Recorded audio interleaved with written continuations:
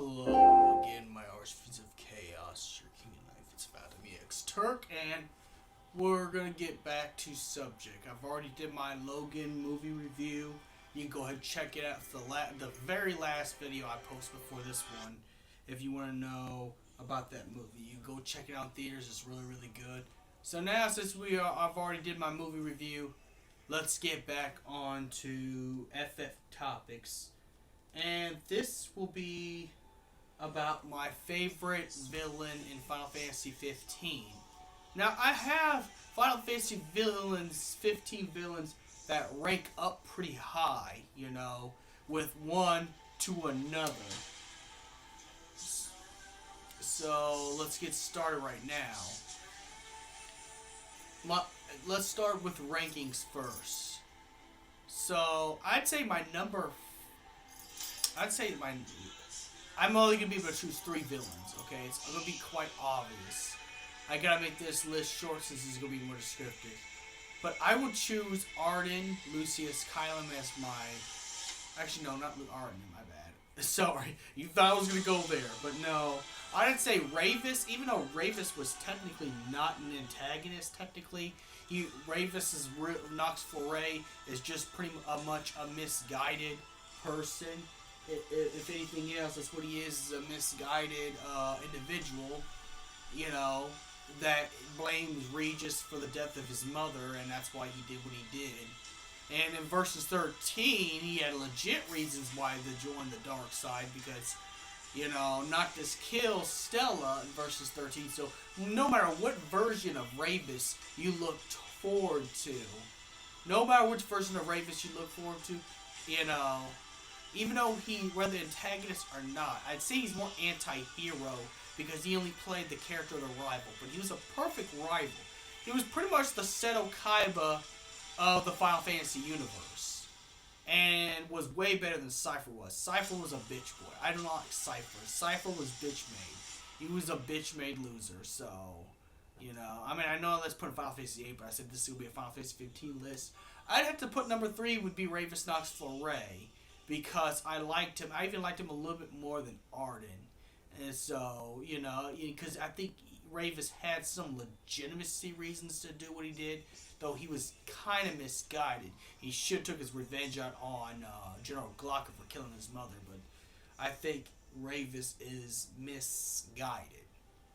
But nonetheless, misguided or not, he was a cool villain. He looked like Sephiroth, and, you know, he was a true badass. Some people say, oh, he was too whiny. I didn't think he was that whiny. I mean, he was a little bit stuck up, pessimistic, and full of hot air, yeah, but he was a rival character. I mean, that's how you make rival characters. And I think that Final Fantasy 15 was trying to follow anime when they made Ravus. And they did it in a way where it's pretty cool, because Ravus is a pretty cool character. Despite if you hate him or love him, think he's whiny or not, he was still pretty cool, so... He was a pretty cool villain, I would have to say, so I give the number 3 spot to Ravus Nox Foray, and I know the video game images are, you know, showing this stuff, because I'm actually just putting random Final Fantasy 15 images, but, you know, you'll know. But Ravus Nox Foray would be number 3, on the number 3 spot. Yes, Arden is more iconic. But Arden, I didn't really feel like he had legit reasons besides Eos. The only legitimacy he's got is Eos dying and the fact his brother Azunia betrayed him, which made me feel sorry for Arden, but Arden just didn't turn out to be my favorite villain. Plus the boss fight with Arden wasn't that good, as it was with Ravus. Ravus was a challenge. I spent 14 Phoenix Downs, 14 high elixirs, where I'm constantly reviving myself from Ravus's onslaught in his Ontario form. So, you know, it would have been the same thing with Versus. He'd been a hard boss in Versus, because in Versus is a darker world than 15.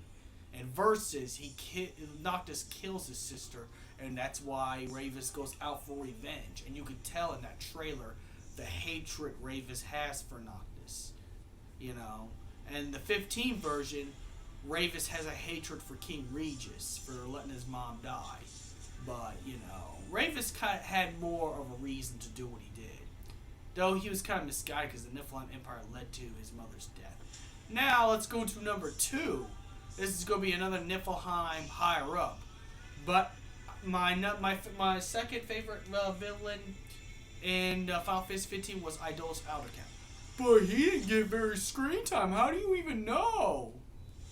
I know enough from Versus 13. I know enough from King's Glaive. I've been watching King's Glaive, and King's Glaive made Idolus Outercap one of the main villains. You got to know more about Idolus Outercap than you did of Arden and anybody else. Why I like Idolus Outercap? Because his intentions are clear. You know what he's doing.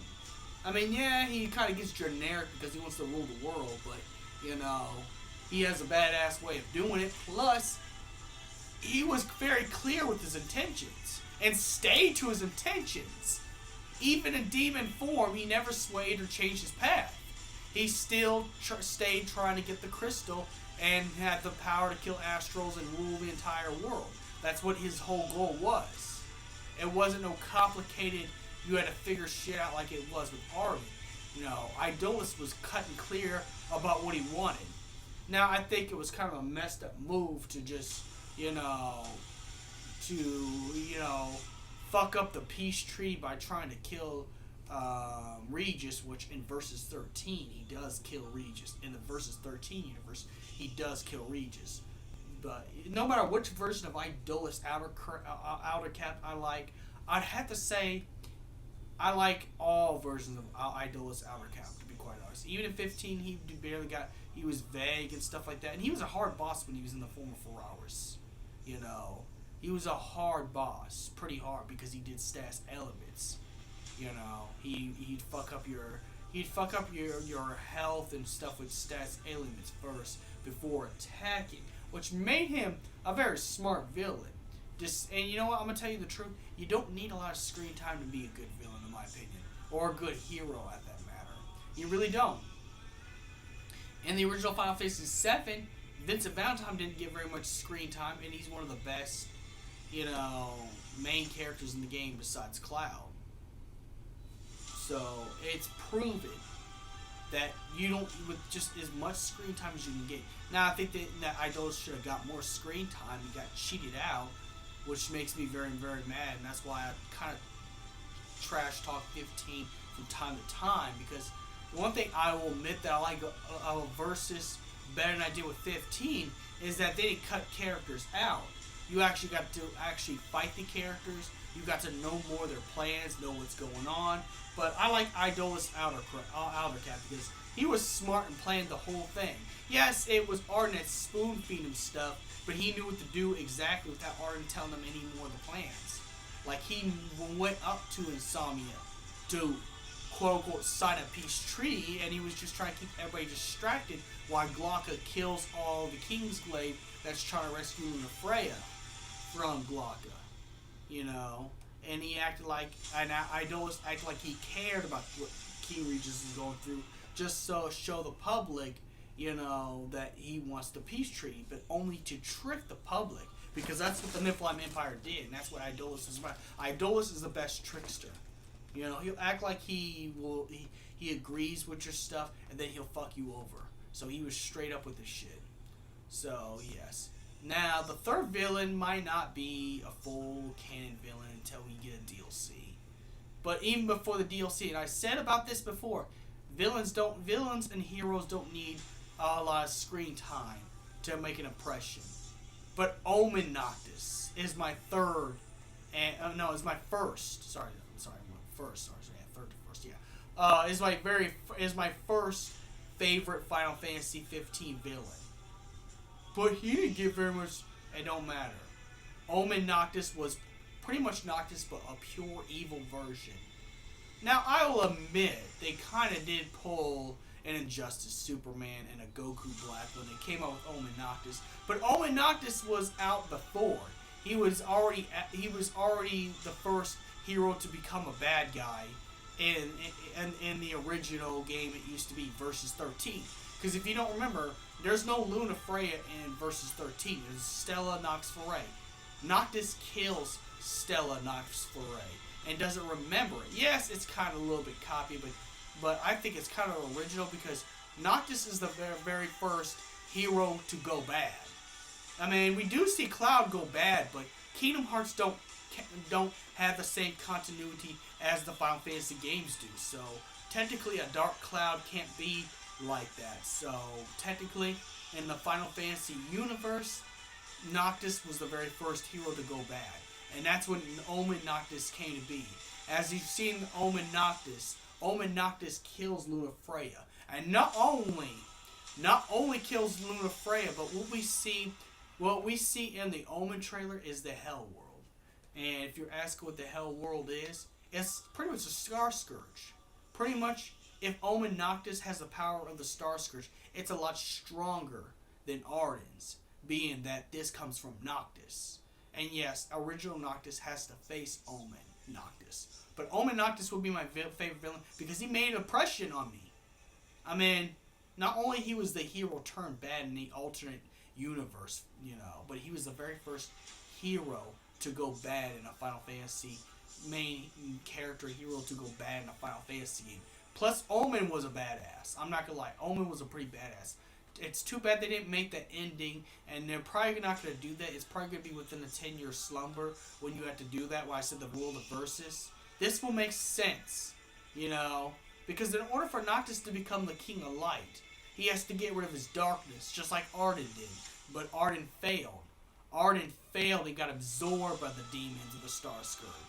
So this is pretty much as if Noctis, Noctis was never a healer, so he never got affected by the Star Scourge, but he still has darkness. In order to become a King of Light and hold the King of, a King of Light and hold Eos's powers, you had to get rid of any darkness you have. So that would make sense for a bout between Noctis and Omen Noctis to fight out, because Noctis has to get rid of any darkness he has. And from what we've seen in Omen Noctis had some pretty fucked up demons, even worse than Ardyn has. We see Omen Noctis kill Lunafreya, so we assume Omen Noctis. We assume since Versus 13, and if you count the Versus 13 world, which I do in the 10-year slumber, that it's the theory that have it in the 10-year slumber. Omen Noctis has killed Gladiolus, Ignis, and Prompto in that world. That's why in that world you see why that Noctis's brothers betrayed him, because Noctis went pure evil. He went there. Yes, I know it's kind of copy, and they have done it before, but Omen Noctis is the best Final Fantasy 15 villain, even though he was only a trailer only, and he was only technically, if you go back, a Versus 13 only. And now you're saying, well, you thought you hated Final Fantasy Versus 13. I really don't hate Final Fantasy Versus 13. I just don't think it can happen after this game. I don't think it's possible since Noctis is dead, so nothing else could go wrong. I think it happened in the 10-year slumber. But nonetheless, Omen Noctis was a true badass. And I'll be quite honest, I was more scared of Omen Noctis than I was of Ardyn. Even Idolus in demon form wasn't as scary as Omen Noctis. Plus those piercing red eyes that look like lava, staring at you while coldly getting the Leviathan Triton, stabbing you in the heart, and just enjoying every moment while creating the Star Scourge, a stronger Star Scourge than what Ardyn has. So those are my top 3 favorite villains of the Final Fantasy 15 world. Comment below on yours, and may the crystal be